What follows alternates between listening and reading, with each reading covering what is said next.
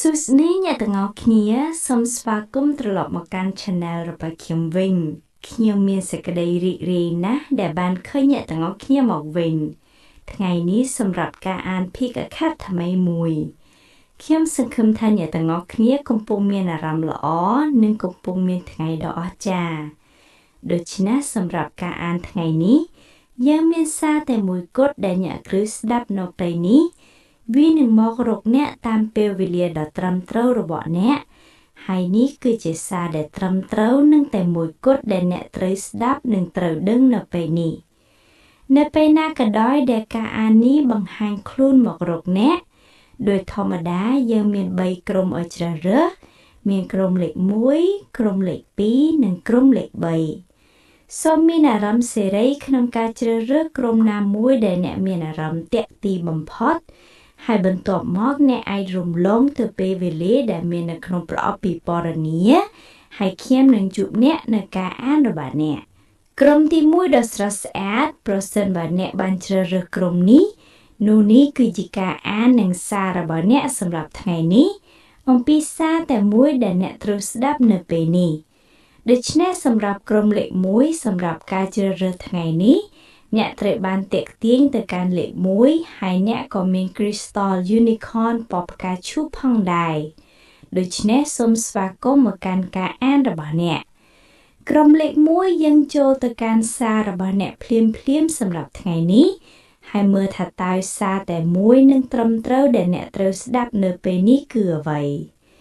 ខ្ញុំមានអារម្មណ៍ថាខ្ញុំចង់ចាប់ផ្ដើមដោយកាត Oracle សម្រាប់ការអានរបស់អ្នកដូច្នេះយើងនឹងចូលទៅកាន់កាត Tarot របស់អ្នកបន្តិចទៀតសូមដាក់ Crystal របស់អ្នកនៅទីនេះយើងមើលកាតដំបូងរបស់អ្នកក្រុមលេខ1យើងភ្ជាប់ទៅធម៌ពលរបស់អ្នកតើសារតែមួយដែលអ្នកត្រូវស្ដាប់ឥឡូវនេះគឺអ្វីព្រលឹងសារត្រឹមត្រូវនឹងតែមួយដែលត្រូវទទួលបាននៅពេលនេះនៅពេលការអាននេះមករកទៅពួកគេកាតគ្រូសេខ្ញុំមានអារម្មណ៍ថាមានបុព្វបុរសម្នាក់ចង់និយាយជាមួយអ្នកក្រុមលេខ1នៅពេលនេះសម្រាប់មនុស្សជាច្រើនខ្ញុំមានអារម្មណ៍ថាជាម្ដាយធំឬម្ដាយដែលបានស្លាប់ប្រហែលអ្នកមានទំនាក់ទំនងជិតស្និទ្ធជាមួយនរណាម្នាក់ខ្ញុំមានអារម្មណ៍ថាមានថាមពលស្រីកំពុងមកសម្រាប់អ្នកជាពិសេសដូច្នេះនេះអាចជាម្ដាយធំម្ដាយឬម្ដាយមីងដែលជិតស្និទ្ធជាមួយអ្នកខ្ញុំមានអារម្មណ៍ថាមាននរណាម្នាក់ជាក់លាក់ចង់ផ្ដល់សារនេះហើយពួកគេចង់ប្រាប់អ្នកថាអ្នកត្រូវបានជ្រើសរើសឲ្យធ្វើអ្វីមួយអ្នកត្រូវបានជ្រើសរើសឲ្យបន្តអ្វីមួយដែលពួកគេបានចាប់ផ្ដើមឬអ្នកត្រូវបំបែកលំនាំមួយនៅក្នុងគ្រួសាររបស់អ្នកខ្ញុំឮថាអ្នកគឺជាអ្នកបំបែកកកម្មអ្នកគឺជាមនុស្សដែលត្រូវបានជ្រើសរើស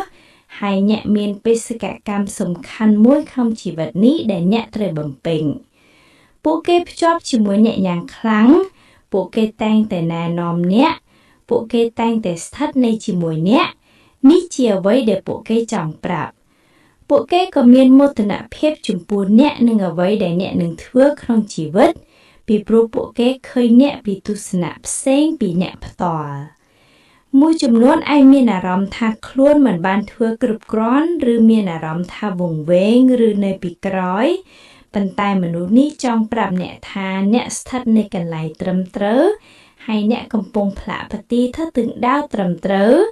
អ្នកកំពុងធ្វើការសម្រេចចិត្តដោយដឹងខ្លួនដែលនាំអ្នកទៅកាន់ផ្លូវជោគជ័យនិងបំពេញចិត្ត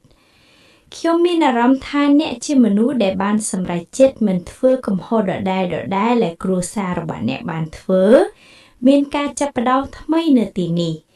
ខ្ញុំក៏ឮថាមនុស្សខ្លះចង់ប្ដូរឈ្មោះគ្រួសារឬមានឈ្មោះសិល្បៈឥឡូវយើងមើលកាត Tarot របស់អ្នកក្រុមលេខ1តើសារតែមួយដែលអ្នកត្រូវស្ដាប់គឺអ្វី Ace of Pentacles និង Page of Swordsខ្ញុំឃើញថាអ្នកជាអ្នកជំនួយនៅក្នុងគ្រួសាររបស់អ្នកដើរផ្លូវខុសពីគេអ្នកមើលជីវិតពីទស្សនៈផ្សេងអ្នកមិនខ្លាចសាក់លបងអ្វីថ្មីនិងបង្ហាញខ្លួននៅវិធីពិសេសអ្នកមានសក្តានុពលទទួលបានជោគជ័យធំធេងអ្នកអាចបង្កើតអាជីវកម្មឬប្រភពចំណូលធំ ហើយអ្នកអាចជាមនុស្សដំបូងក្នុងគ្រួសារដែលទទួលបានជោគជ័យធំដូចជាក្លាយទៅជាមនុស្សមានឈ្មោះល្បីឬមានទ្រព្យសម្បត្តិអ្នកអាចបំលែងចំណង់ចំណូលចិត្តទៅជាការងារពេញម៉ោងមនុស្សនេះចង់ប្រាប់ថាអ្នកកំពុងទៅទិសដៅត្រឹមត្រូវអ្នកមានគំនិតថ្មីនិងគិតខុសពីគេហើយ Priestess និង Seven of Wands បង្ហាញថាបើអ្នកកំពុងជួបឧបសគ្គក្នុងអាជីវកម្មអ្នកត្រូវបន្តទៅមុខវាមិនមែនសញ្ញាថាអ្នកខុសទិសទេតែគ្រាន់តែត្រូវអត់ធ្មត់និងឈរយ៉ាងរឹងមាំមុខការលំបាក Intuition របស់អ្នកត្រឹមត្រូវគំនិតដែលអ្នកមានគឺល្អតែអ្នកត្រូវអត់ធ្មត់និងមើលឧបសគ្គជាឱកាសសារសំខាន់គឺអ្នកត្រូវដើរផ្លូវអាជីវកម្មដ៏ពិសេសហើយបើមានឧបសគ្គអ្នកអាចឈ្នះវាមនុស្សនេះចង់ប្រាប់ថាអ្វីដែលអ្នកកំពុងជួបគឺជាឧបសគ្គបណ្ដោះអាសន្នអ្នកនឹងឆ្លងកាត់និងទៅមុខ The Musician បង្ហាញពីការបង្កើតការបណ្ដាស់បណ្ដាលនិងការដឹងគុណប្រហែលអ្នកជាតន្ត្រីករឬអ្នកច្នៃប្រឌិតហើយអ្នកកំពុងនៅជិតការទទួលបានជោគជ័យធំអ្នកកំពុងឈានចូលដល់ការបំបែកជំជាំងមួយដែលធ្វើឲ្យអ្នកត្រូវបានគេចាប់អារម្មណ៍គ្រួសាររបស់អ្នកតែងតែមានថាមពលច្នៃប្រឌិតប៉ុន្តែមិនបានបន្តដល់ទីបញ្ចប់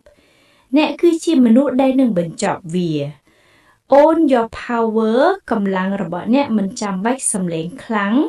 កម្លាំងស្ងប់ក៏ជាកម្លាំង